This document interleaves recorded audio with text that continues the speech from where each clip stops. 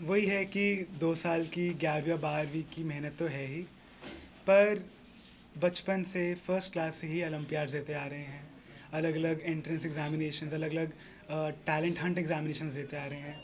तो हाँ, कहीं ना कहीं लग रहा है चलो एक ड्रीम तो पूरा हो गया है और बहुत अच्छा लग रहा आगे का क्या ड्रीम है इसके बाद?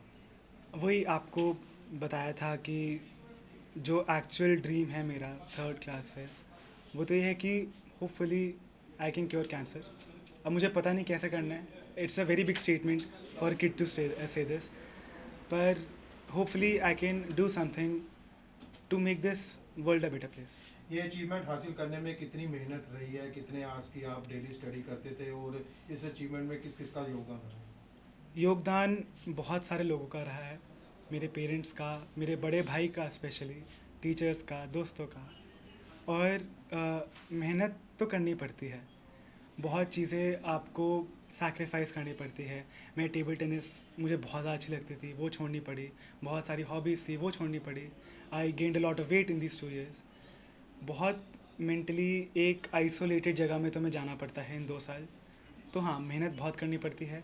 इनिशियली दिन के 12-12 घंटा, 14-14 घंटा पढ़ना पड़ता था।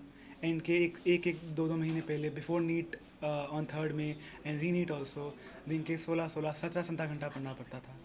तो मेहनत है और बहुत लोगों ने मदद भी करी है इस मेहनत को आसान बनाने के लिए। पहले अटैम्प्ट में और दूसरे अटैम्प्ट के बीच का जो समा था वो कैसे रहा समा? क्योंकि काफ़ी डिफिकल्ट समा था जब पता चला कि पेपर लीक की वजह से कैंसिल कर दिया गया।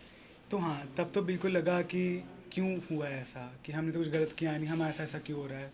कि पर ये लगा कि यार अकेला मैं नहीं हूँ। रोया उस दिन, बहुत गुस्सा भी आया। 22 लाख बच्चे मेरे साथ पेपर दे रहे हैं और वो सब, उन सब के साथ नाइंसाफ़ी हुई है। तो अपने आप को शांत किया। 13 मई से पढ़ना शुरू कर दिया और एक हफ्ते के अंदर वापस वही फ्लो, वही मोमेंटम बन गया था।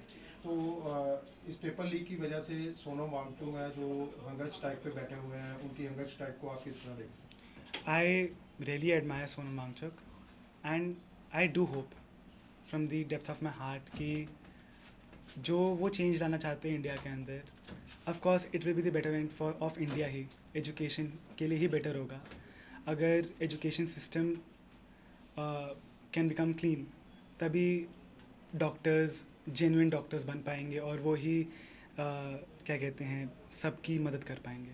तो I really hope he does achieve what he aspires to.